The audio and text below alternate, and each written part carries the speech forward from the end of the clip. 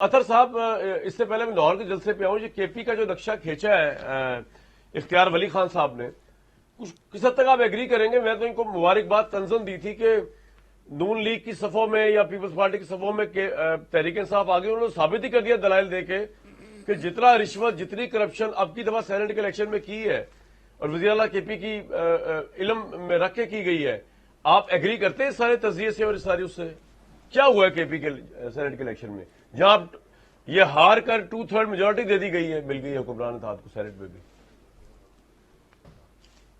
دیکھیں، جس طرح ابھی میرے سے پہلے جو ایک سیاسی جماعت کا موقف میں سن رہا تھا، مجھے ایسے لگا کہ ڈینمارک کی جو وینسٹرا پولیٹیکل پارٹی ہے یہ ان کے ترجمان بول رہے تھے۔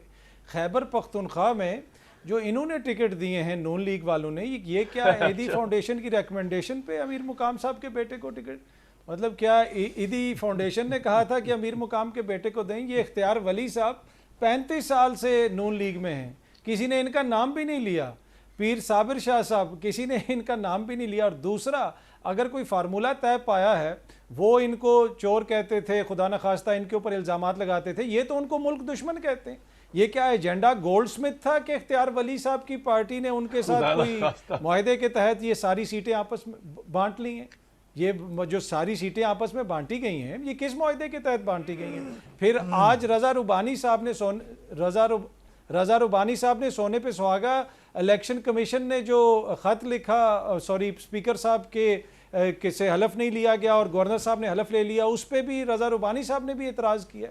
تو بھائی، گورنر صاحب کا تعلق کس جماعت سے ہے؟ اور وہ اتوار والے دن کیسے وہاں پہ حلف ہوا؟ اور کیا یہ سیٹیں ان کی بنتی تھی، وہ مخصوص سیٹیں جن کے ووٹوں سے اب کیا یہ لوگ جو آئیں گے یہ اس میں سینٹ کے اندر؟ تو میرے خیال میں جو حکومت کا کنڈکٹ ہے ان لوگوں کا، وہ تو بالکل سامنے ہے۔ ایک طرف آپ ان پہ الزامات بھی لگا رہے ہیں، پھر ان کے ساتھ مل کے اپنے سینیٹرز بھی بنا رہے ہیں۔ ہاں، اس میں جو تحریک انصاف نے کیا، کوئی دو رائے نہیں کہ کپتان پوری زندگی ٹیم تیار کرتا رہا کہ میری ٹیم بڑی بہادر ہے، لیکن اس سے زیادہ بزدل ٹیم تو کامران شاہد صاحب ہم نے دیکھی نہیں۔ یہ تو میدان میں اترنے سے ڈر رہے تھے پی ٹی آئی والے کہ ہمارے بندے ٹوٹ جائیں گے، یہ ہو جائے گا، وہ ہو جائے گا۔ اور بالکل آپ نے درست کہا کہ ایک انہوں نے اپنی سیٹ بھی ضائع کی، خام خواہ ایکسٹرا ووٹ ڈلواتے رہے۔ تو میرے خیال میں وہ جو فارورڈ بلاک والی باتیں تھیں، وہ صرف باتیں تھیں تاکہ لوگوں کو بزی رکھا جائے اور ان لوگوں کے ساتھ مل کے ایک فارمولے کے تحت سیٹیں آپس میں بانٹ لی۔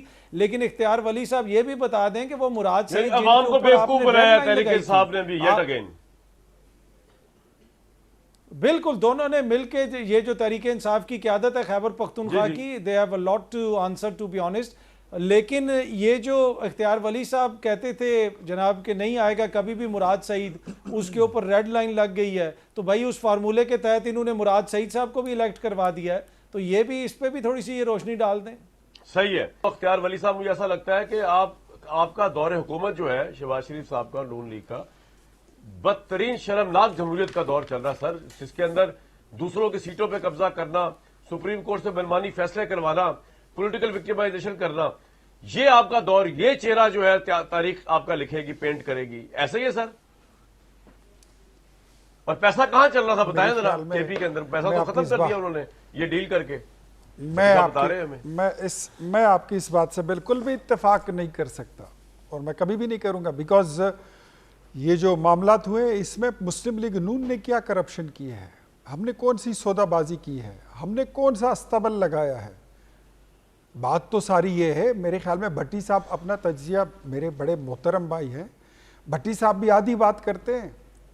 8 فروری کی انہوں نے بات کی، بھٹی صاحب نے بلد چھیننے کی بات کی، لیکن یہ پیچھے 25 جولائی 2018 کی بات نہیں کرتے ہیں۔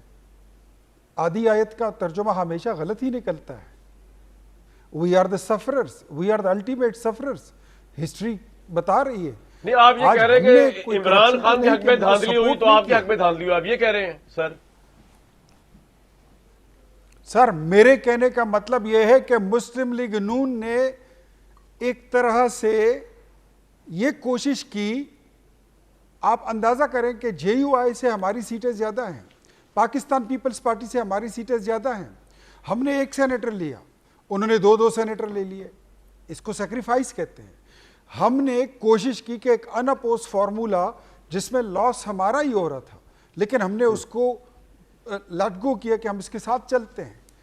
کس لیے؟ ہم نے کہا نہیں آپ کہ یہ جو بتائیں نا کہ استبل پیسے لگے کہاں گا، چلے یہ ہیں؟ نہ آپ لگے۔ پیسے بتائیں کہاں چلے کے پی کے اندر ثابت کر رہے ہیں کہاں چلے میں پیسے وہی سر؟ آپ کو کہہ رہا ہوں سر، میں اصل میں ہاں تو نہیں اصل لگا میں نا، آپ بھٹی کو صاحب کہہ رہے جو ہے پھر نا، انہوں وہ نے تھوڑے سے لیٹ آئے ہیں،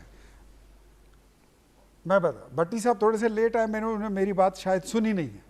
93 ان کے ممبرز ہیں پشاور اسمبلی میں، خیبر پختونخوا اسمبلی میں، اور ان کے پاس 40 بندے پورے نہیں ہو رہے تھے، وہ انٹیکٹ نہیں ہو رہے تھے، باقی سارے ان کے فارغ تھے۔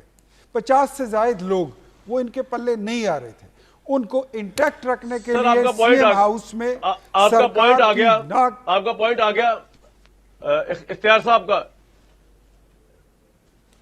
کہ نیچے ان کے اپنے بندوں کے لیے پیسے چلائے گئے، آپ یہ کہہ رہے ہیں اپنے بندے انٹیکٹ رکھنے کے لیے کے پی میں، آپ یہ کہہ رہے ہیں میں اس کو سادہ الفاظ میں کہتا ہوں، میں سادہ الفاظ میں ہاں جلدی سادہ بتائیں الفاظ سر، میں ٹائم کہتا کم ہے، میں بریک ہوں لے کہ لیجیے۔ جو بکنے والا مال تھا وہ بھی پی ٹی آئی کا تھا، جو خریداری بیوپاری تھے وہ بھی پی ٹی آئی کے تھے۔ ہم نے اس سودے بازی کو روکا، ہم نے تو اس نیلام گر کو روکنے کی کوشش کی ہے۔ دس از واٹ وی ڈیڈ۔ نہیں سر، ایک بریک لے رہا ہوں، وہ مخصوص رشتوں کی بات کر رہے ہیں جو آپ کی نہیں تھی اور سپریم کورٹ نے ریویو کے ذریعے آپ کو وہ دے دی، جو آپ کی بنتی ہی نہیں تھی، وہ ان کی بات کر رہے ہیں۔ وہ پی ٹی آئی نے کہاں سے خرید لی؟ وہ تو آپ نے جھپٹ لی، دبوچ لی۔ الاؤ می، میں اس پہ میں بات کرنا چاہتا ہوں اس پہ سر۔ مجھے یہ بتائیے، الیکشن ایکٹ 2016 اور 17 کہتا ہے کہ مخصوص نشستیں پولیٹیکل پارٹیز کی سیاسی جماعتوں کی ملکیت ہوتی ہیں۔ اگر پاکستان تحریک انصاف سیاسی جماعت کے طور پہ الیکشن میں حصہ نہیں لیتی تو وہ اس کی مالک کہاں سے بنتی ہے؟